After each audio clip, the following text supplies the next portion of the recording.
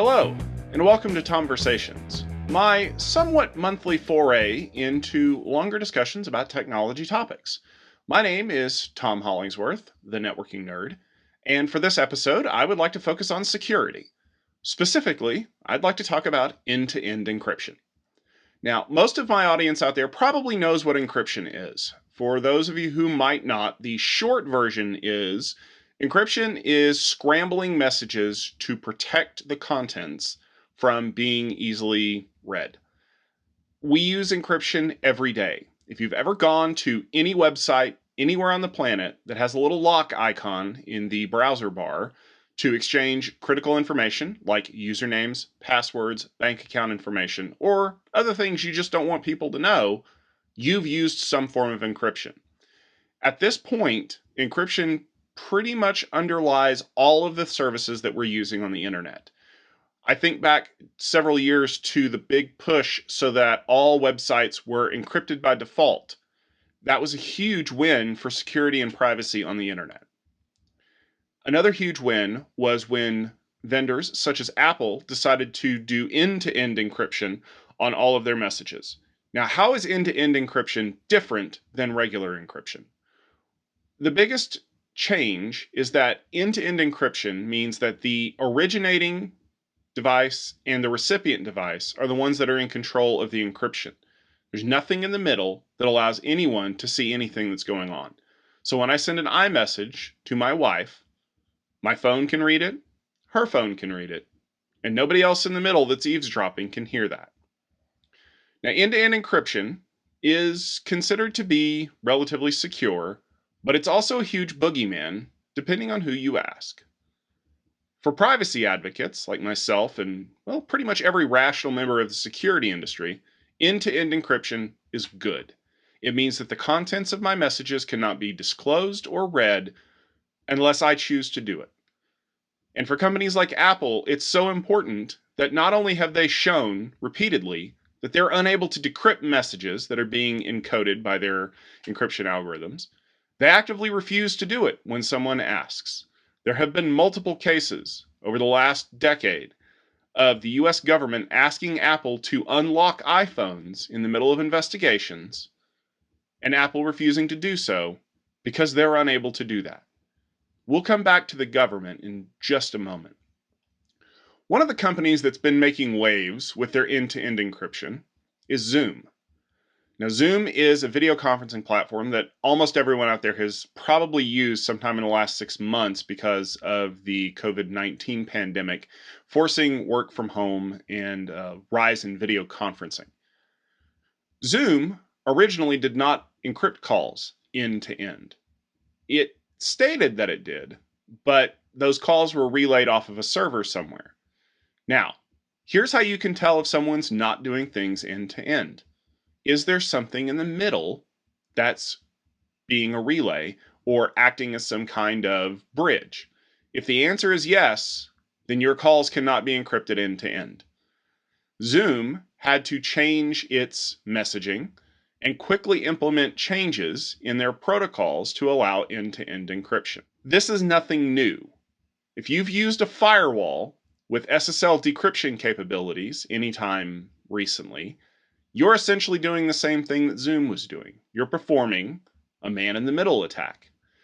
Firewalls with SSL decryption capabilities allow you to take a certificate, decrypt the information that's being sent, examine it for content or for security purposes, and then re-encrypt it with a different certificate. Send it to the next location, get the information back, and when it comes back, it is decrypted using the certificate that it was signed with on the way out, re-examined, and then all of the information is sent back to the originator with the original certificate. It sounds complicated, doesn't it? Well, it has to do with network analytics and content filtering. Network encryption has effectively ruined the network analytics field. There's an excellent episode of the On-Premise IT Roundtable that I have linked in the iCard above. The newest version of the Transport Layer Security Standard, TLS, version 1.3, significantly impacts the ability to do man-in-the-middle attacks, mostly because it notifies you when something's doing them. That means it's a whole lot easier to figure out when people are snooping on things. You probably say to yourself, well, that's totally valid. People that I work with should have the ability to eavesdrop on my secret communications and my bank account information. And if that just made a shiver go up the back of your spine, you now know why end-to-end encryption is such an important thing for people who are advocates of privacy. Now, let's get back to Zoom for a minute. Zoom originally stated that they were not going to allow end-to-end encryption for their free tier of clients. This caused a lot of problems for people because they wanted their video calls to be encrypted end-to-end. Now, Zoom had a variety of reasons for wanting to do this. Some people claimed that Zoom was doing analytics on their free tier and analyzing the packets and selling that information so that it could be used to help fund things aside from their paid tier. Others said that the reason why they were no longer going to end-to-end encrypt their free tier was to prevent child sex trafficking and child abuse. The outcry from the community was so large that Zoom ultimately decided that they would offer end-to-end encryption for their free tier, with a proviso. You have to register using information that can track back to you, a name, a telephone number, and other PII, personally identifiable information. That's good, because it means now if you register the system, you register a client, I can find out who you are, and I can track that back to you if you're doing something you're not supposed to. Makes sense, right? That's not enough for some people, though. Which brings me to the current assault on encryption by the US federal government. Now, the US federal government is in charge of law enforcement at the federal level for a variety of crimes, especially those that traverse state lines. And the United States Attorney General, William Barr, seems to hate encryption. Specifically, he hates the fact that he can't read things. Now, if you're getting a J. Edgar Hoover vibe, you're probably not wrong. Attorney General Barr has decided that he will not be able to rest quietly until there is a way for the US federal government to read encrypted communications whenever they'd like. Yeah, I have the same feeling that you do right now. Here's the problem. End-to-end encryption, as designed and implemented by companies like Apple and applications like Signal, cannot be reversed, cannot be broken. The term that the US federal law enforcement apparatus uses for end-to-end encryption with no ability to eavesdrop is warrant-proof encryption or unbreakable encryption, which is not entirely accurate, but for people who don't have an estimation of how encryption works, it checks all the boxes to scare you. Attorney General Barr and the FBI would love it if companies would create a super secret key that could be used to decrypt any kind of encrypted communications and give it to them so that they can use it whenever they want. Ostensibly, they would still need to get a warrant to decrypt your communications. But again, they would hold the key and they would be able to do it whenever they wanted to file a warrant. And if you've ever heard of something called the FISA courts, which I will put a link to in the show notes, you'll know that sometimes the federal government can do things in secret and you won't find out about it until much, much later. Attorney General Barr claims that end-to-end encryption is completely incompatible with the law enforcement mission of the United States government. And it's really weird because the last time that I checked, the US federal government hasn't stopped arresting people who have broken the law because there is end-to-end encryption on messages. Now, I will admit, it does make their job somewhat harder, because now, instead of being able to read someone's encrypted text messages, they're just going to have to find other evidence that convicts them of a crime. It requires them to do a little bit of detective work.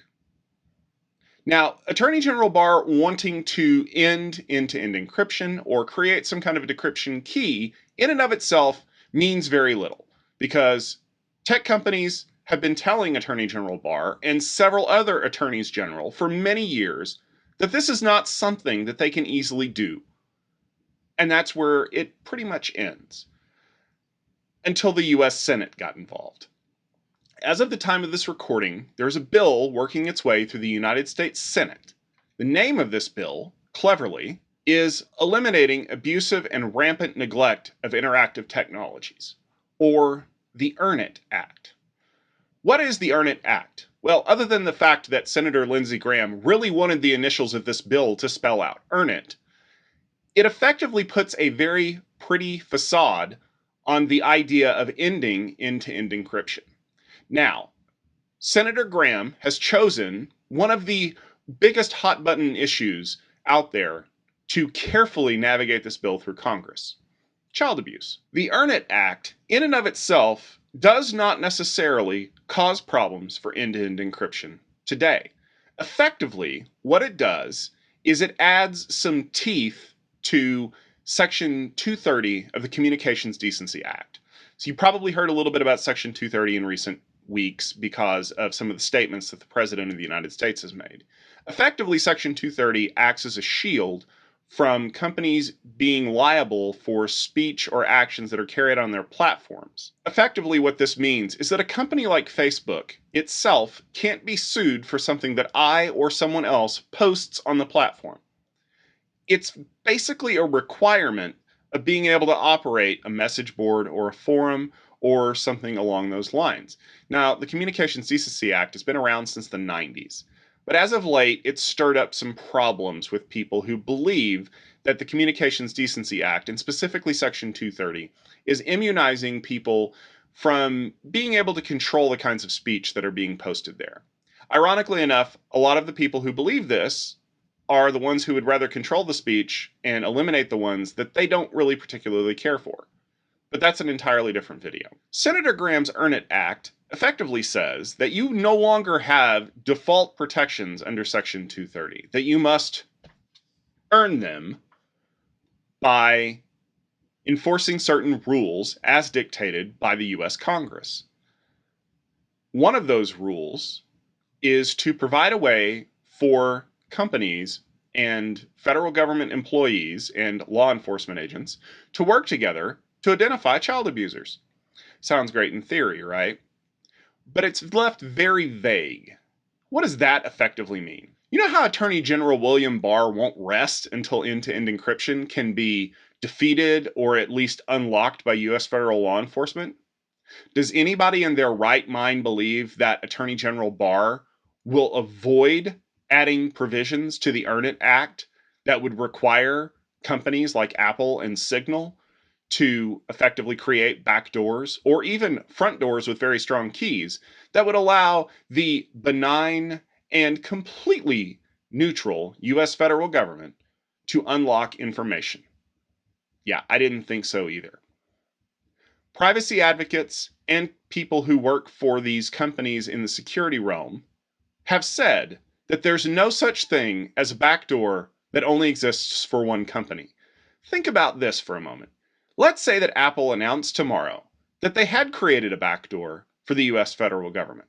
We know it exists in the code now. There are thousands, if not more, hackers, security researchers, privacy advocates who would then immediately start looking for this backdoor. Because if it's there, they're going to find it.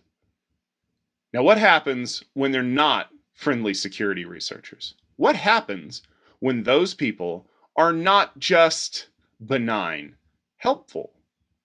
What if they're nation states? What if they're intelligence agencies that work against the wishes of the United States government? What if a foreign intelligence service is able to successfully decrypt the iMessages that are being sent by the President of the United States or the Secretary of State? And suddenly they have a wealth of information that they couldn't have gotten any other way. And this is one of the other things that tends to come up quite a bit frequently. The idea that if you don't have anything to hide, you shouldn't care if we have the ability to read your messages. I would challenge every US representative, every US senator, and every member of the United States federal government that if you don't have anything to hide, why don't you go ahead and turn over your cell phone right now and let the security and privacy community read through that? And before you jump right out and tell me that, I want you to turn over all of your cell phones, because that's one of the other dirty little secrets of United States government work. State, local, and federal governments, their devices that are used for official business correspondence and government work are subpoenable at any time. So almost all of them carry a second cell phone that's used for all of their personal communications. That way, Whenever their work phone gets subpoenaed, they don't have to turn over all the dirty details of their Tinder account or their Facebook Messenger threads or anything else for that matter. Once we push it back on you, suddenly that idea doesn't seem quite as palatable as it used to. Here's the deal. End-to-end encryption is important. It's crucial and critical for the safety and security of the internet. And look, I get it. The US federal government will tell you over and over and over again that the only way that they'll be able to continue to do prosecution of law enforcement is if they're able to read your text messages. It kind of reminds me of what happened when the automobile became a popular item for people to buy and use. Suddenly, the US federal government couldn't catch bank robbers because they were driving away while the US federal government was still restricted to slower methods of travel. So did the US federal government decide to ban cars or put cutout switches in them so that they could shut the cars off remotely at any time? No, they bought cars. They learned how to catch bank robbers in a different way. They learned how to adapt their law enforcement style to the changing technology as opposed to legislating the behavior of how things operate. Now, the EndtoEnd Act, at the time of this recording, has made it out of its committee and will be soon going up for a vote in the full Senate, at which point it will need to be reconciled with a House bill before it can be voted on again, and then it will need to be signed by the President of the United States, whoever that happens to be, later this year. Ultimately, here's my stance on the whole thing. Stop. Bill Barr and the rest of the US federal government, just stop. Give up this horrible crusade to get a backdoor into things you shouldn't be looking at anyway. Do your job differently. Collect other evidence. Make an airtight case. You don't need access to my or any other person's text messages in order to be able to do law enforcement. You're not going to stop arresting criminals tomorrow because you can't read their text messages. And being able to read their text messages tomorrow or the day after is not going to put you any closer to being able to arrest more criminals. Learn how technology works. Learn how to do your jobs better.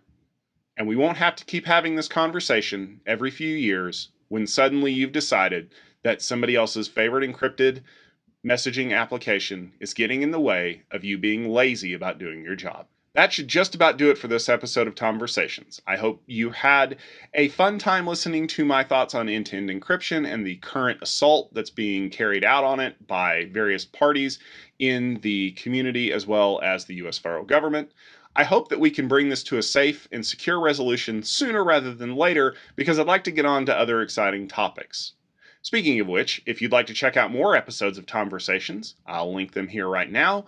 You can also check us out on our website at gestaltit.com, where we have more great conversations going on, including the on-premise IT Roundtable podcast that I mentioned earlier, as well as episodes of the Checksum series done by my friend Rich Straffolino, and other great content.